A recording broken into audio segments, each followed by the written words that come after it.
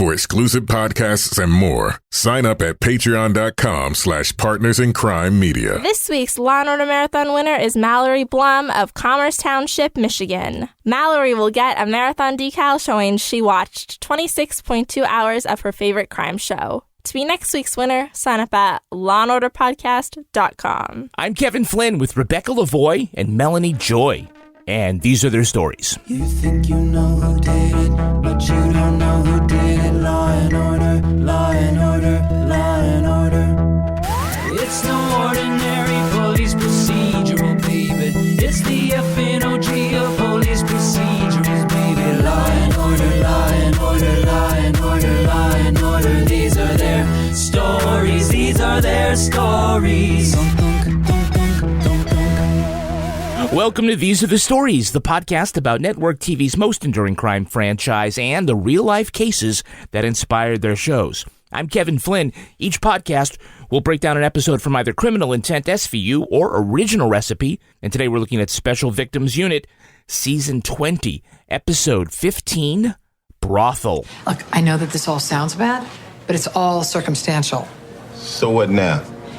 If we're going to go after a sitting judge, we can't afford to miss. Joining me to do just that is true crime author and the host of Crime Writers On and Netflix's You Can't Make This Up podcasts, Rebecca Lavoie. Hello, Rebecca. Hey, Kevin, thanks for having me. Well, who else am I going to get? It's always me. It's always you. But we also have this week our special guest from the Ewing Barbecue podcast, Melanie Joy. Hello, Melanie. Hello, Kevin. Hello, Rebecca. So the Ewing Barbecue, it's a podcast. By the way, it's spelled with a proper C and not a Q like the heathens do it. It's about the TV show Dallas. It is. Which went off the air in 1991. Is there still interest in the show? There is. There's actually a renewed interest with the pandemic because you can watch it through Amazon Prime, through the IMDb. And we've gained a lot of new followers in the last year. Nice. Still not like, I think we've hit 10,000 downloads. I mean, still got a long ways to go, but it's just something to do among friends, a common interest, you know? Did you wake up and it was all a dream? Is that what you realized? Yeah. Gosh, we're only in just started season 4. So we got a long ways to go. So you've passed the Who Shot JR episode. Rebecca, do you remember Who Shot JR? It was, wasn't it What's-Her-Face? Yeah, of course it was What's-Her-Face, but... Yes, it was What's-Her-Face. Mary Sue or whatever her face was? No, it was JR's. Well, I'll let Melanie say. It was, spoiler alert, it was JR's It happened sister-in-law. 4 decades ago. If you haven't been spoiled, come on. That's why all a dream thing. I was like, a huge spoiler, but it's okay. It was JR's sister-in-law, Kristen Shepard. Yeah, and one-time mistress. Yes. Ew. Which was part of the reason why he got shot. Melanie, of all the franchises, which 2 cops are your favorite detective team? Favorite Law and Order detective team. Oh, Benson and Stabler, hands down. SVU. No need to say anything more. That's a big pick. Classic pick.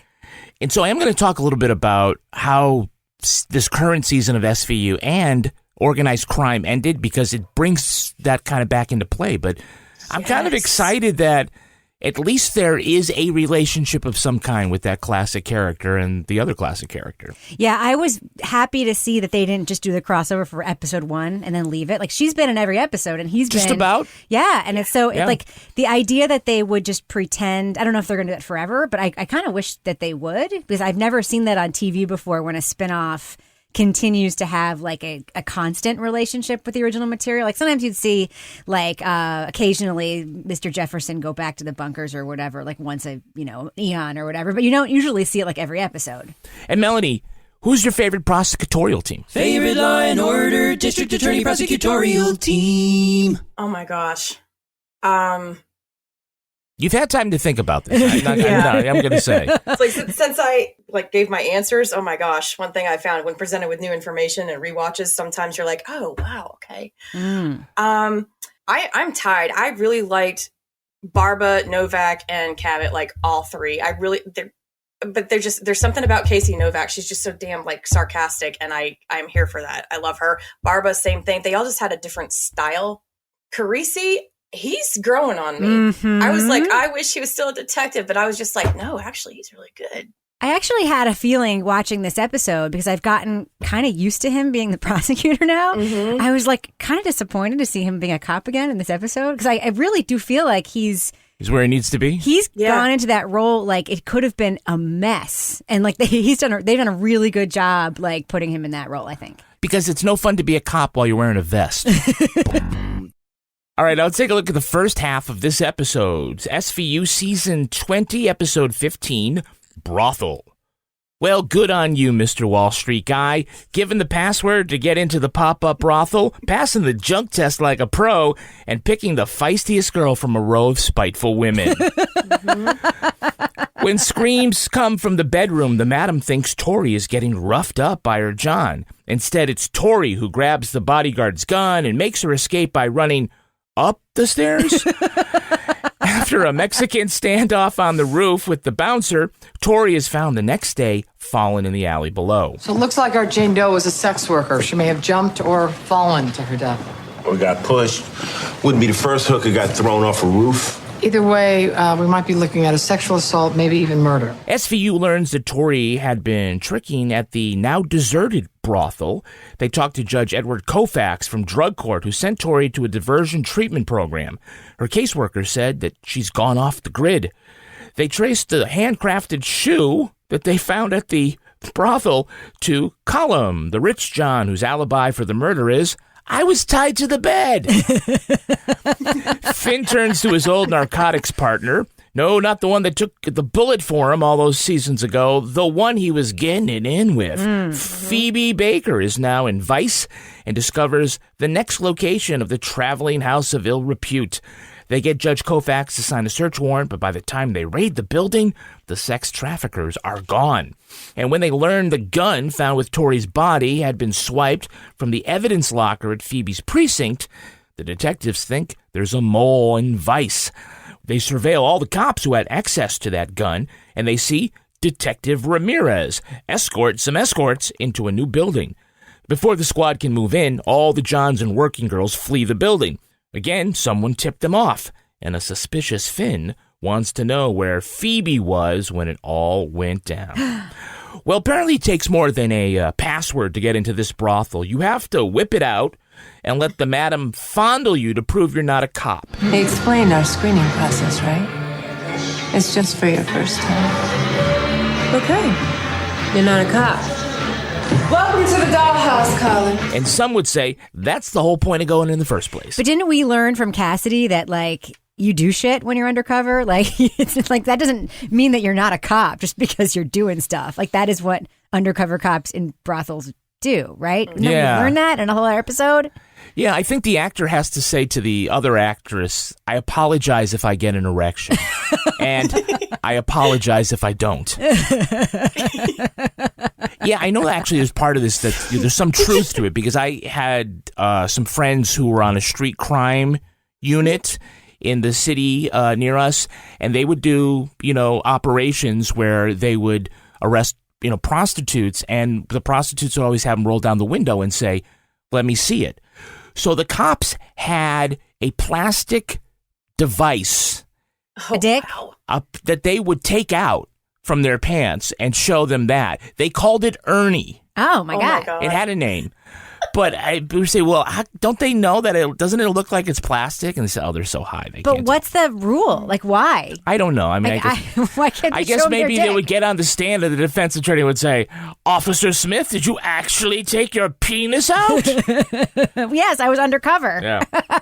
So apparently people other than cops have penises. That's good to know. Yes. So even though this brothel is probably covered in DNA, everywhere, the only clue they have is a single shoe. Bespoke. Right, hold on. Let me see that for a second. This is not just a random shoe. It's a $2,500 Pareto. I've dreamed of owning a pair of these for years. They're custom made.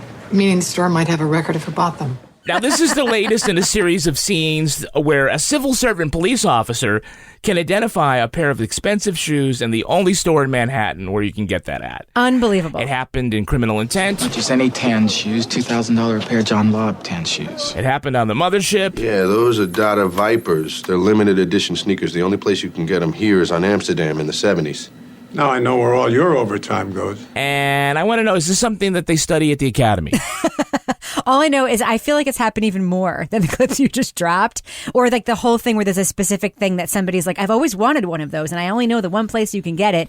I do like to imagine, though, Carisi standing outside the store in his vest with his hands in his little vest pockets. Yes. Dreaming about buying those special custom-made shoes. $5,000 shoes. To match his suspenders.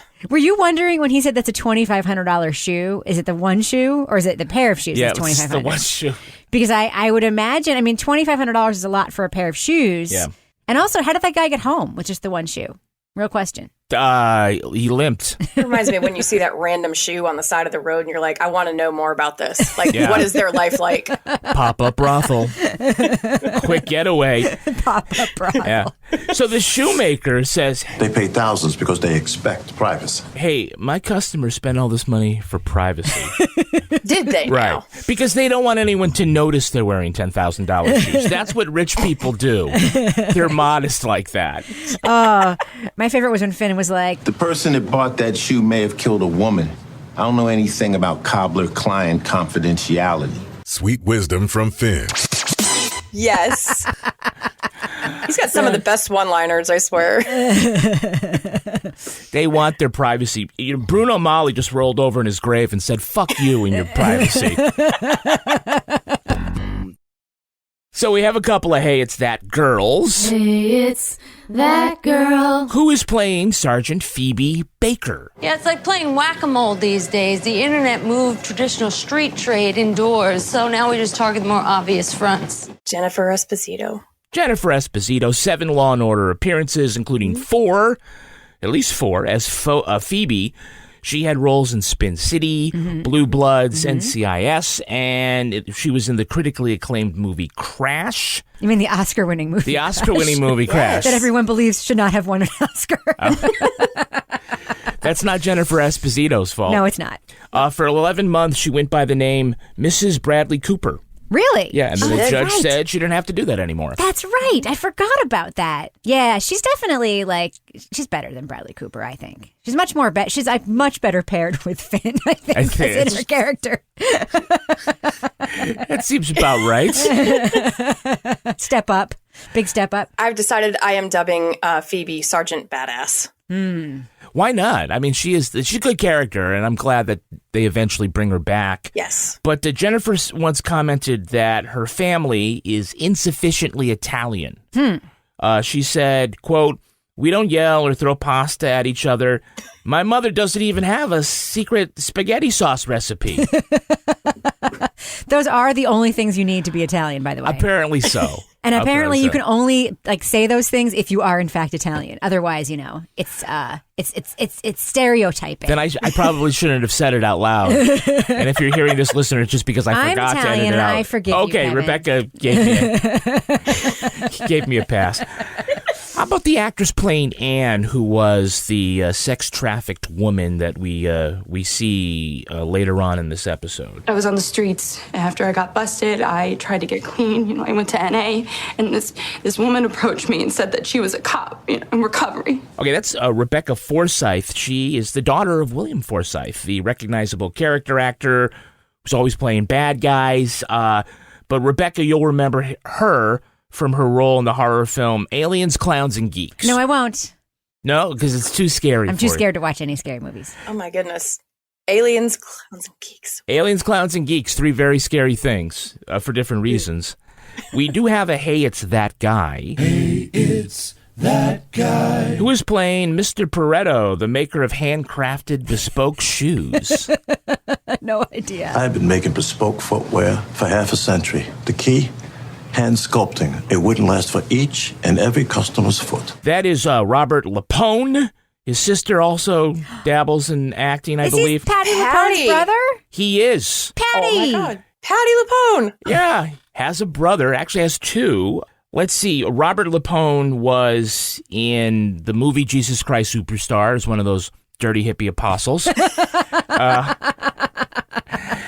Music holds up, the visuals don't, I think, in that movie. He had a recurring role on the soap opera, a lot of soap operas, but he was on Search for Tomorrow, in which he played Tom Bergen, number 5. Oh. Number 5. Yeah, obviously they keep rolling new people Poor into Tom. that. So he performed with the Lapone Trio, with Patty and his twin brother William. And William left to become a librarian just so he could get some fucking peace and quiet.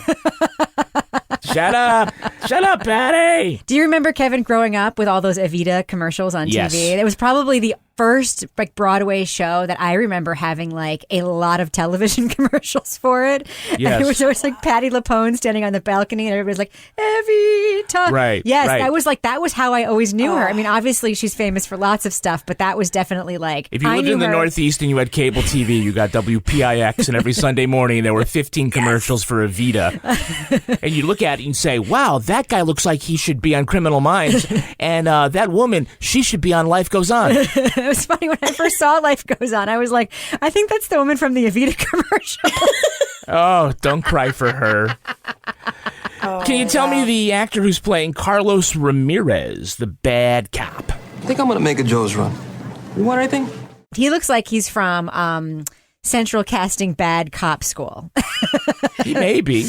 I have to agree, yeah. His name is Adrian Alvarado. He was Detective Cruz Rodriguez, Lucky Spencer's partner on General Hospital. And I'm terribly disappointed that Rebecca didn't know that because usually she beats me up if I forget. Yeah, I got to tell you, Lucky as a cop was a very, minimal era. It was a betrayal of the character. So Lucky's partner is even smaller. I'm just saying, maybe Lucky as a cop was not a storyline I was super into. Just going to say. It's like the casting equivalent of a Russian nesting doll. Okay. The cop's partner on a soap opera always dies anyway because they need a reason to grieve and have those hammy Emmy scenes. Right, exactly. Can you tell me the actor playing the head of the SWAT team? On me, fast and light. No? Okay, well, I'll tell you, that's David Adams for Law and Order appearances. He's a real-life New York City cop. Oh. He retired after 20 years, and he pursued his dream of being an actor, where he continues to be cast as a cop. He does hold the world record for being told by Benson to, quote, hold your fire and stand down.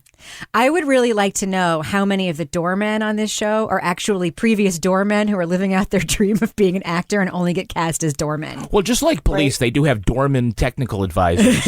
Yeah. Make sure you're standing the right way. So Finn and Carisi ask Phoebe for her help, and she says, Well, it's called the oldest profession for a reason. They went online. Now you just got to know where to look, and lucky for you two, I do. Look, if it's so hard, how did the Johns find the place? Word of mouth, Kevin. Clandestine meetings. Are they only catering to hackers and QAnon followers, or what? Oh, God, that's a scary thought. It is a good question because the John we see in this episode shows up at the brothel in his camel coat and his bespoke shoes. Totally didn't want to be recognized. No. He doesn't. He seems very uncomfortable with the conversation at the brothel. He seems very uncomfortable with the conversation after the brothel. He says it's his first time going to the brothel. So how he got there is actually a very, very good question. Who did he ask? Who came and handed in this slip of paper that said it? Like, who would have said that guy wants to go to a brothel? Like, I wouldn't have picked him out. How do they know it was the right brothel?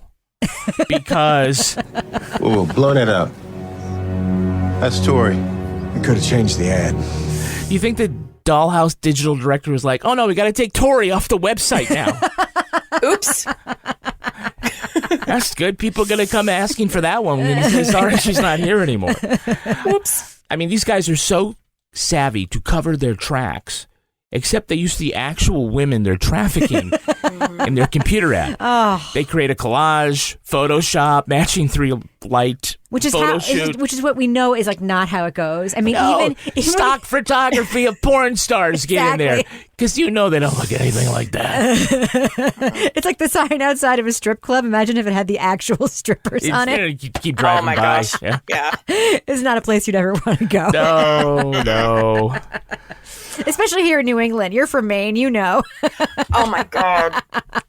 Yeah, I mean, what's that one? The one strip club in Portland. I went to high school with some of the girls who've worked there on and off, and it was just like, She put her hand on her face, America. Like, I remember I went there for, what was it, like a ladies' night once, and they had, males come in, male dancers, but there were also... once you went in. Okay, keep going. I did. Just one time. I had never been in. And your bespoke shoes, but keep going. That's fine. But no, like, there were some females walking around in there, and I thought I recognized one of them from school, and I went, like, she did not look like she used to. My blood runs cold. All right. Well, that handgun that they found with Tori was associated with another arrest, and then when they go to the evidence locker to check, they find that the gun has been replaced with a brick. Does a gun weigh as much as a brick? I found myself wondering that. I also found myself wondering, like, why replace it? Why not just have the box be, I don't know. I mean, is someone going to pick up the box and shake it and not open it? Yeah. It was very ham-fisted. The evidence guy picked up the box and he's like, here it is. Like, is that because the brick was in there that he felt the weight? Yeah, he felt the weight. There's something in here. It's got to be the gun. And why put the brick in a clear plastic bag if you're going to the trouble? I gotta wonder, did he replace it like Indiana Jones style, like when he's trading the idol for the weighted bag of sand? Very carefully. He does like the thing like that. It's like, just take the gun of the brick. Oh, got it. Let's get out of this temple. Actually, a weighted bag of sand would have been better. Yeah, it probably would have been. Yeah. When everyone in the brothel runs away before the detectives can bust in, they go in and they find Anne, who had been left behind passed out on a bed. Guys, hey. Hey. Is she alive? Yeah, barely. She's too high to run. Hadn't they all just walked in? How quickly can you show up for work and then overdose? Right? Kevin, I have one answer for that question. Yeah. Tough commute. Tough commute? Man, sometimes you got to get started early, right? That's right. So these brothels pop up at some random apartment and then they bug out like a MASH unit, like when it's time.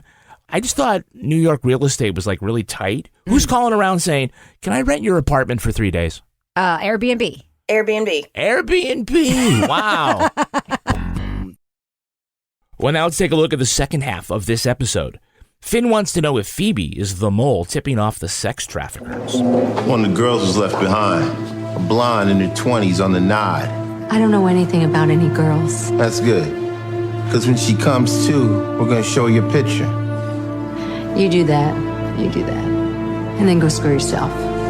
Again. And the addicted sex worker who was found passed out in the brothel says Detective Ramirez runs the dollhouse and she was recruited by a female cop. But they find out later it's not Phoebe.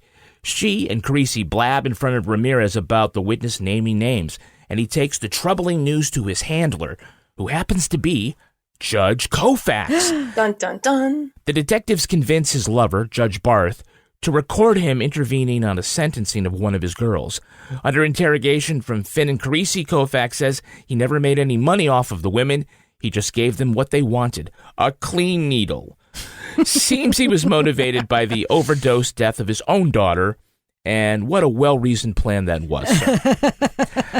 Benson visits Anne at a 12-step meeting and tells her that she can be anything she wants to be, to which America says, yeah, right. Meanwhile, over drinks, Finn asks Phoebe whether they want to resume their relationship from the Clinton administration, and she says that she's actually seeing someone, but in the Dick Wolf universe, you just never know. Okay, so Benson says if you're going to take a shot at a judge, you don't miss.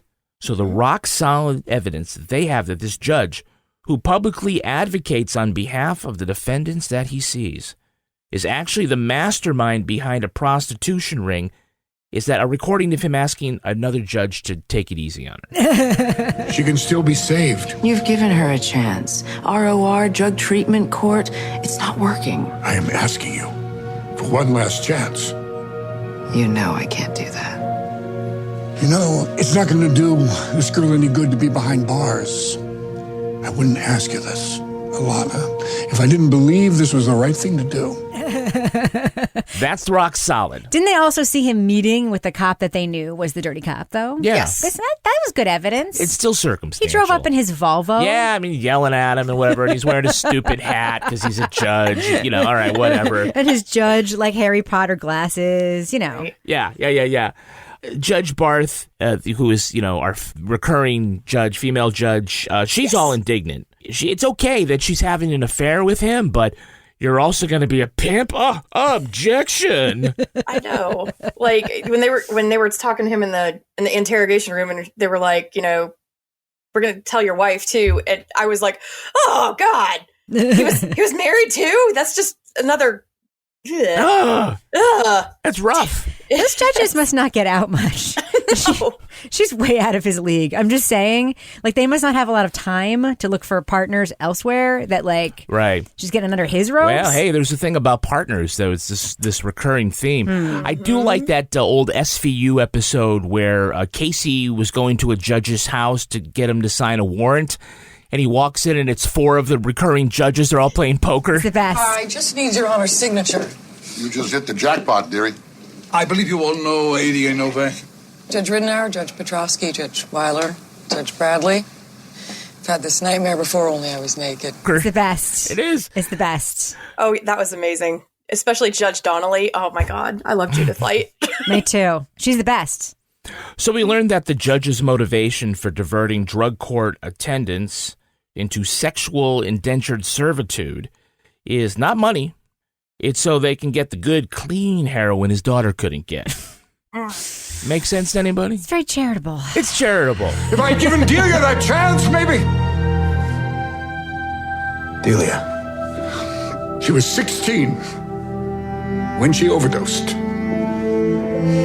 Did not have to end that way. Her body in the ground, cold, alone. I mean, where does he get the clean drugs? I mean, I know it's drug court, but it's sort of like keeping them off drugs. Why not come up with some scam that involves rehab? Why does it have to involve like getting a kickback? Sex trafficking. I think we had that at some point, right? So they'd send him someplace and he'd get a kickback from. I mean, that makes, a little more sense. Yeah, and it seems like to fit the motive a little bit better than clean hair. Oh, congratulations. Here's some clean heroin. Clean heroin. Think about it this way. We do see him earlier in drug court, and he tells a man that his punishment is he has to write letters to his son. I miss my little boy. Following any infraction, I'm required to issue a sanction. In your case, I'm going to order letter writing, 3 per week to your son. And then he orders a woman to take it in the rear, literally, to get drugs. Yeah. I would just say that's not what we call equal application of justice. Correct. So thanks, patriarchy. Fuck the patriarchy. What I'd say to the man, okay, you're working in the male brothel? Yeah. So did you notice that we had once again Olivia Benson telling a witness to give up the goods on the higher-ups in this whole sex trafficking thing by saying, quote, We can help you and we can protect you. Does this show ever protect anybody? No. And the people at the witness protection department are like, when they get a call from SVU, they're like, lose my number. Do you know how much money you cost me just by telling people we're going to protect them? We're going to give you a whole new life. You can't. You saw someone get a hand job. Okay, we're moving you to Utah. You're just busting my budget, Benson.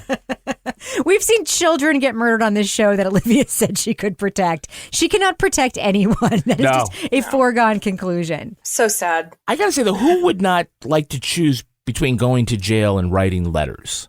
I feel bad for the kid. Yeah, to get all those it's like letters. Death or cake. It's like, okay, I'll take the cake. Yeah.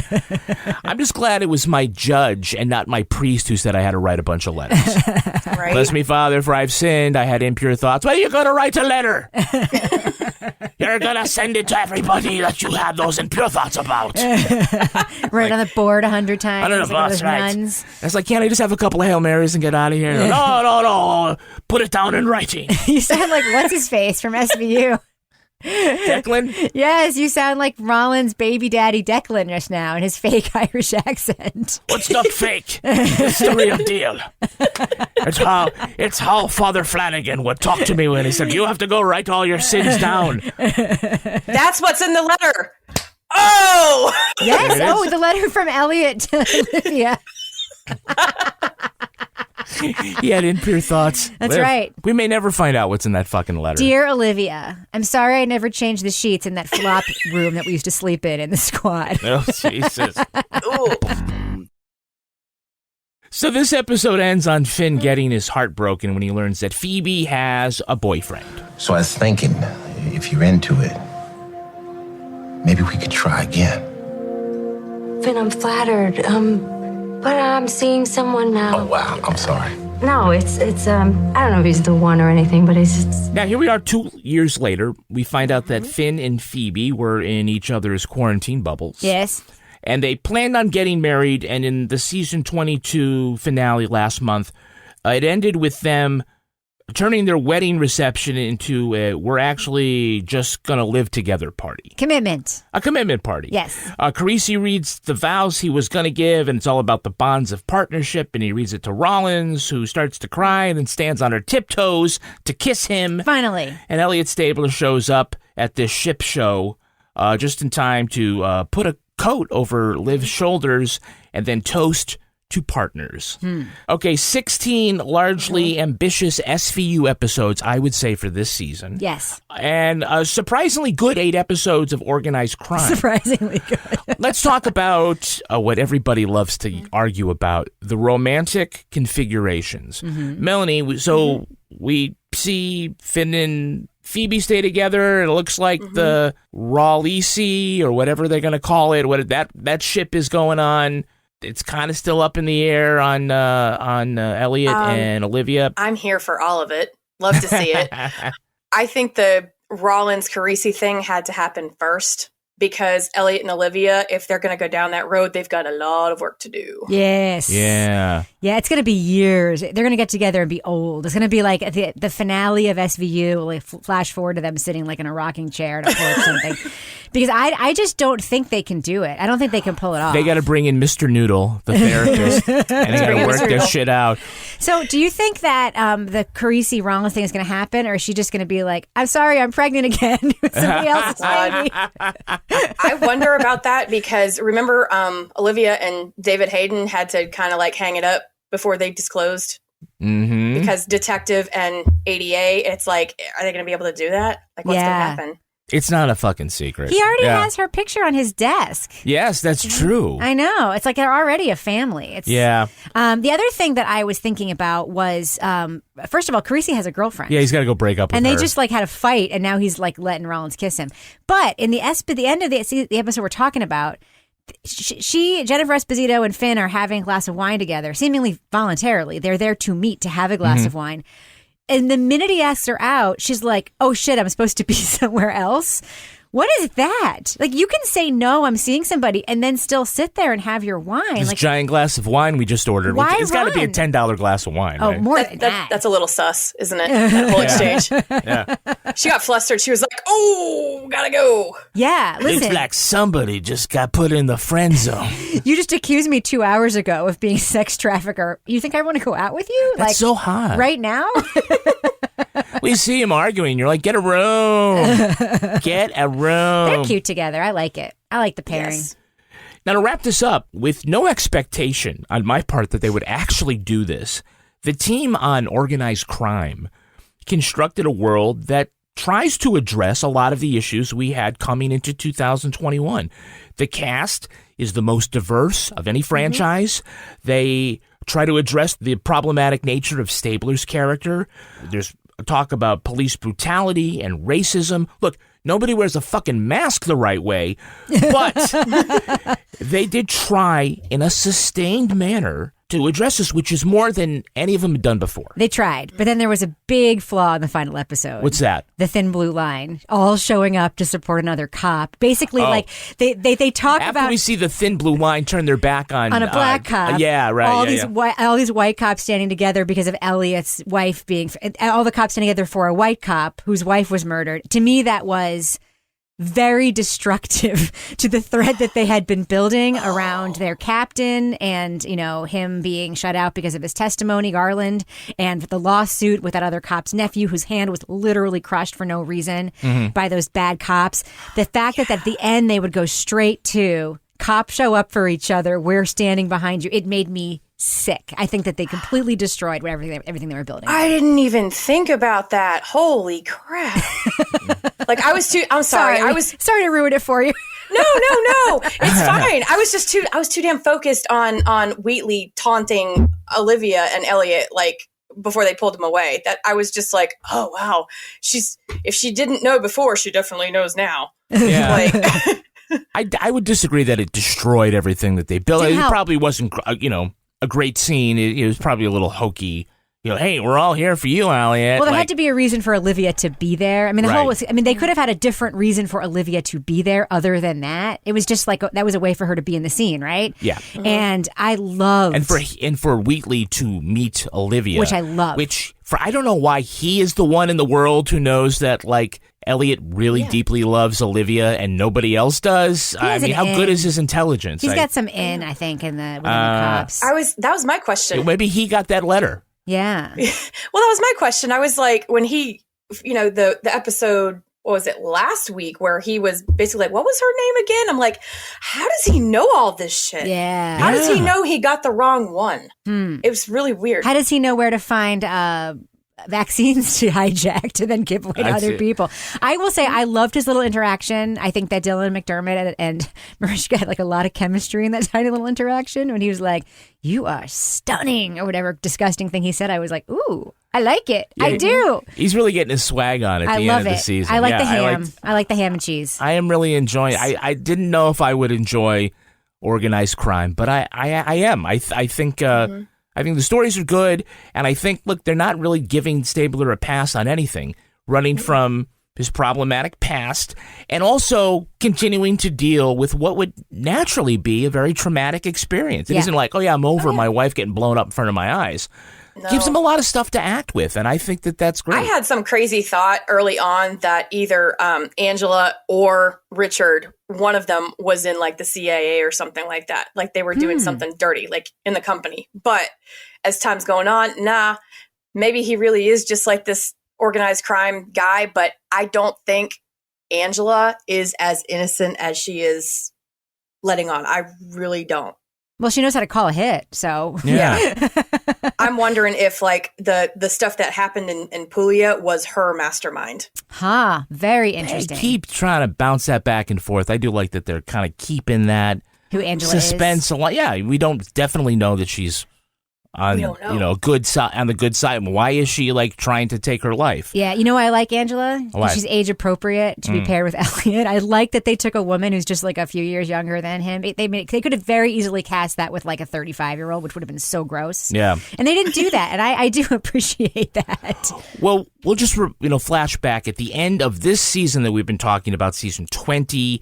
We had sort of a crisis of confidence in the show. We did special episode talking about where is this going, and maybe we should just put it out of its misery after our Stone year. Oh. This was great. Was this the Stone year? This was, and it was fortunately an episode where he did not appear. Oh my God, there's a reason. I actually felt like I knew he was going to leave when I saw this episode. Yeah, he wasn't. We said address real life police issues. Get Carisi to be the DA. All that stuff worked, and I think that maybe somebody there's listening to this podcast. All right, let's take a look at the real-life story that inspired this episode. It's time for Ripped from the Headlines. You think you know who did it. You think you know who did it. But you don't know who did it. You don't know who did it. Ripped from the Headlines. Some inspiration for this episode comes from the real-life case of Tim Nolan. In the 1970s, the young prosecutor for Newport, Kentucky, waged a war against vice and obscenity. He was elected judge in 1978 and received numerous complaints from attorneys for his harsh sentencing. After retiring from the law in 1999, Nolan dabbled in Tea Party politics. He became a landlord, opened a bar named the Rabbit Hole, and in 2016 won a seat on the county school board. That's when a 16-year-old student reported she had been assaulted by Nolan. She claimed the 70-year-old man, who was also her landlord, paid her $40 for a back rub, then forced her to perform a sex act. Other victims came forward with accusations the former judge paid them for sex in a trailer next to the bar. He threatened tenants with eviction if they didn't sleep with him. One woman said Nolan bought her heroin, watched her shoot up, then made her have sex. Investigators identified 14 women and 8 juveniles as victims, and Nolan was charged with rape, human trafficking, and witness tampering. Tim Nolan is currently serving a 20-year sentence at the Lee Adjustment Center in Lee County, Kentucky. Okay, Nolan retired from the bench in 1999 because of a brain tumor. He received treatment, and he obviously survived, but now he's blaming his sexual assaults on the tumor. Oh my God, that's like Franco on General Hospital. You know, it's like that is a General Hospital / soap opera trope. I did everything I did because I had a brain tumor. Literally, it's literally a storyline from General Hospital. Well, he's a big fan of Lucky Spencer. Wasn't that an SVU episode too? What's that? The brain tumor? Yeah, wasn't it a teacher? I think that's right. A female teacher, yeah. I think that's right. Holy crap. Life imitating art, imitating life. I love it. He also blames a generational misunderstanding. Harvey Weinstein said this. He's saying that the rules around forcing women to have sex for drugs or housing is different now than it was when he was convicting people of it in the 1970s. So getting caught doing it is different now than getting caught doing it. Yeah, now you get in trouble for it. I got to tell you, it's a huge surprise to me to hear that a sanctimonious white judge who gave harsh sentences, probably more to people of color than to white people, and dabbled in Tea Party politics, turned out to be a hypocrite. I am hugely surprised. God. That surprised you? Would you be surprised to learn that he declared himself the Cook County chairman for the Trump campaign? Oh, and even the Trump campaign said, no, that's not actually a thing. What? They didn't claim him? They didn't claim him. Nope. They said, we don't have any. Okay, whatever. Wow. Would it surprise you? Because it does not surprise me that a photo surfaced of him in a Klan robe. Oh my God. This just keeps getting better and better. Oh, yeah. He said, no, that's not me under the hood. The picture appeared on his bar's website saying, come to the rabbit hole and join the Klan. Oh my God.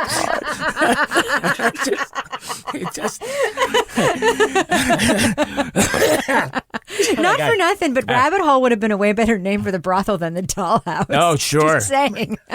The rabbit hole. By the way, he spelled Klan with a C, so obviously he didn't really mean it. It was an Irish bar. Yes. Absolutely. Sure. Nolan's lawyer said it was someone else who came to the bar for a Halloween party. Dressed as a Klan person? Yeah. What the fuck? What state was this? Kentucky. Oh. All right. The lawyer says, well, everybody knows it's a big joke because this unidentified guy, of course, unidentified, right? He dresses up like a Klansman every year. Oh, my God. And he has 2 black grandchildren that he loves to death. Yes. There's nothing that says I'm not a racist than I know a black person. Right. Nothing says I'm not a racist like my kid is not a racist. Yeah, just like Manfredi Sinatra. Oh, my God. Nolan filed a lawsuit against the... By the way, this all happened before he was elected to the school board. Holy shit. What? Yeah. It wasn't disqualifying for the voters of the county. Well, I mean, Kentucky, Mitch McConnell. Right, yeah. But also only like 8 people show up for school board elections, so it's probably like, everybody who goes to this bar and dresses up like a Klansman. Jeez.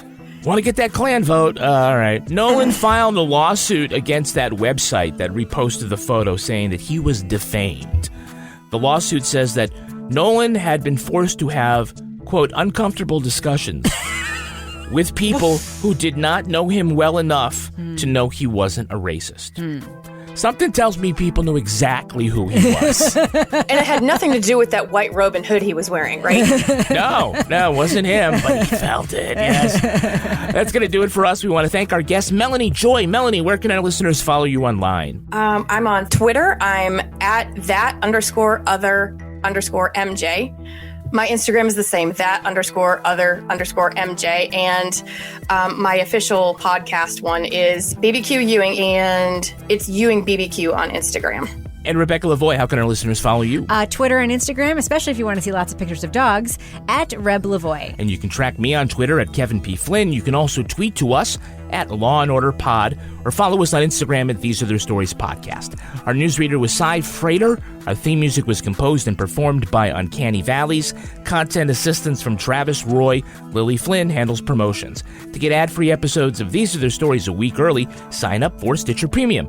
All clips in this podcast were used in compliance with the U.S. Copyrights Act fair use exemption for criticism and commentary. Go to lawandorderpodcast.com to sign up for our newsletter for a chance to be our next Law & Order Marathon winner. These Are Their Stories was recorded in the Yoga Loft above the Bodega in Bay St. Louis, Mississippi studio and is a production of Partners in Crime Media. Don't